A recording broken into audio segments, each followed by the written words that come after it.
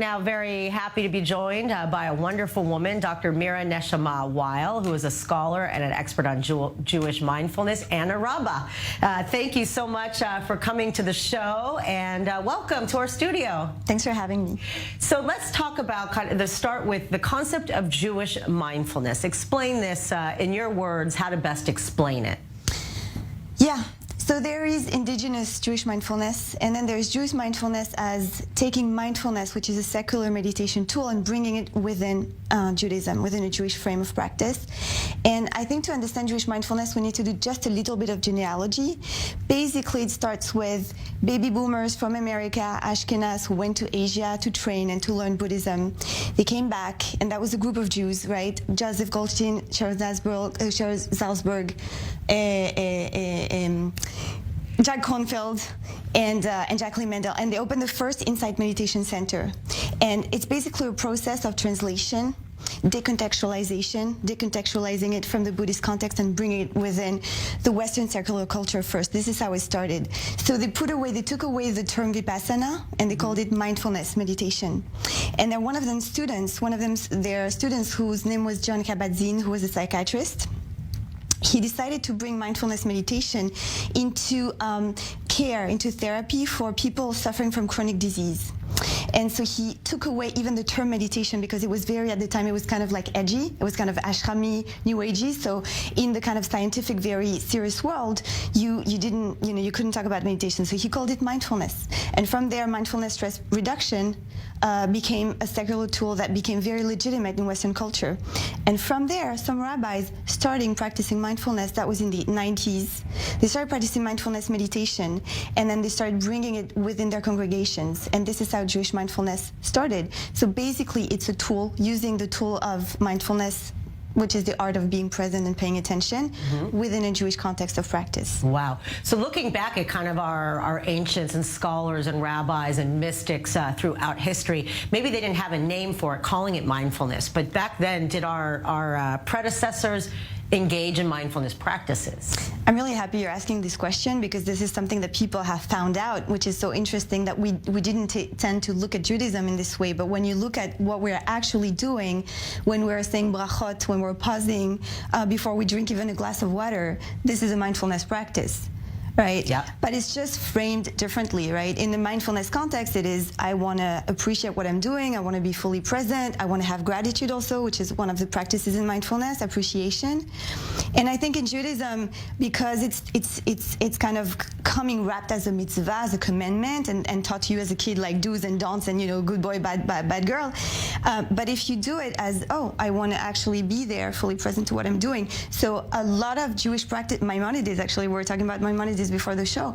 So Maimonides says that the mitzvot, most of the mitzvot are actually mindfulness trainings, because it teaches us the art of being fully present to everything we're doing. And I mean, if you're looking back in biblical times and doing all this, we didn't have to put a name to it as mindfulness, because now the world we're living in is crazy. We have to learn to kind of find, each and every one of us, a way to be present, not to place judgment. And it is so true that when things are couched in you have to, it's this holiday, it means you have to do this, it's Yom Kippur, you have to go. But the practice of actually being present is kind of the foundation of these ceremonies, or whatever, ways that we practice these Jewish concepts. Absolutely, absolutely. And I think it's all about reclaiming it, actually, reclaiming the meaning, really the meaning of what we're doing. And this is like kind of the task of all of us, is to reclaim it, and not just to do it because we're told to do it, but to actually wonder, what does it mean and what does it do? Because when we look at it, there is, and that's what I was starting with when I answered you at first, like there actually is an indigenous Jewish mindfulness, which is kavanah, intention, which is so many, pausing, hodaya, gratitude, like these are what we call today in the kind of contemporary jargon, mindfulness practices. Yes. Welcome back. We're continuing our conversation with Dr. Mira Neshama Weil, a scholar and expert on Jewish mindfulness. This is all very interesting. And before the break, we were talking about, the 70s and all of these guys that were considered like, it wasn't even rebellion. It was like, okay, we're going to go explore. Also, a lot of people went to India, not just, the Far East. Explain, you think, why in that era there was a search for kind of finding a link between Eastern philosophies to handle the challenges of life that maybe weren't found in Judaism specifically. Yeah. This era is called the counterculture, and I think it's called this way because it really was, for that whole generation of baby boomers, the end of what we call the culture of Western modernity. The culture of Western modernity was built on the premise that if humanity was going more and more towards technological progress, we would bring happiness to the world, basically. Equality, liberty, the pursuit of happiness, and peace in the world. And what we saw was just the opposite. What we saw in the first half of the 20th century, the two most murderous world war with mass murder, done thanks to technology. And then the two main ideologies, which were fascism and communism, and we saw the demise of it and how destructive they were. And so people who emerged from that after World War II with the atomic bomb and with the Shoah, and they were completely disillusioned with Western modernity, with that dream of enlightenment, right? Especially because the problem came from nations and people who are the most educated and supposedly the most enlightened, right? And then they became massive. There actually is a lot of literature written about this that's called the turn east, like a new Orientalism, really turning towards other models of thinking the world and thinking a place in the world.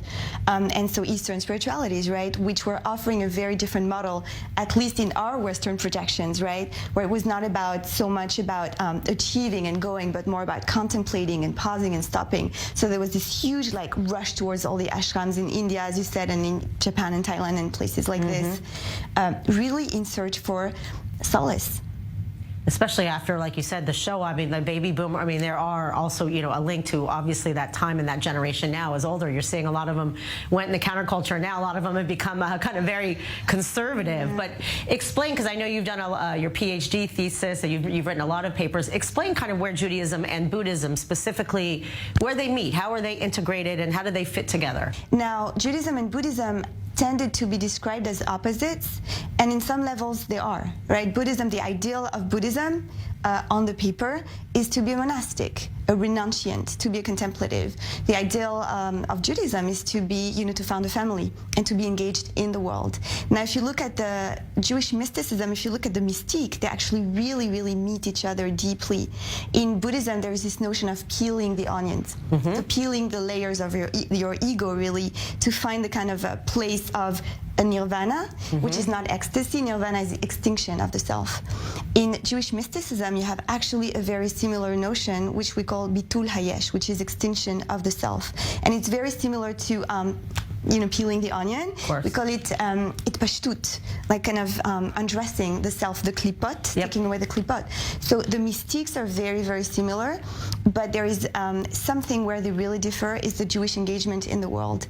And I find that for Jews, there was less tension, there was less kind of, tension about going into Buddhism, and yet at some point they found this place of, what do I do with my Jewish roots and my, so it was both easier and also it brought some tension because of that. Right, right. Also, the interesting thing about Buddhism, we know it's looking at kind of how everything is connected, how, the plant world, I'm looking at a video here and a woman spinning around, the plant world, the animal world, the insect world. We study this in Kabbalah and it's written about in the Zohar, but the Buddhist practice kind of really kind of hones in on that. So why, in a way, it's not a conflict of interest in today's terms. There's a lot of people that claim, I'm a Jew, and I follow a Buddhist way of life. So would you say Buddhism is more of a way of life and a way of looking at the world, less a religion because religion then becomes dogmatic at times?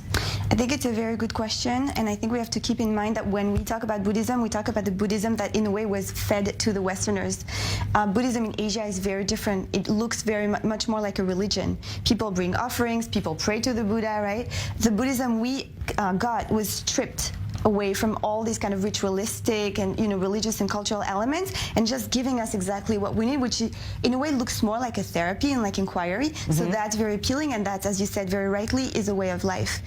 Judaism is also complex in its way because it can be a religion, but it's first and foremost an identity, right? You're born Jewish, supposedly, right? This is how it works. It's a culture, it's a belonging, it's a history, it's a society, and you can be very Jewish and very unreligious also, right? That being said, like, I think a lot of Jews feel kind of pushed away, turned away by what they see as traditional Judaism because, and we mentioned it earlier, but because of the whole packaging of obligations. And I think actually we have a problem, if I may say it this way, of PR, which is a problem actually of education, including, and excuse me for saying it this way, the way traditional Jewish education works. And this is starting to change. It's starting to change because rabbis and teachers, educators are starting to understand that people need meaning. If you don't have meaning in what you do. Mira, thank you so much for your insight. I look forward to having an opportunity to interview you again. Thanks for having me. Much appreciated, and have a beautiful week. You too, Emily.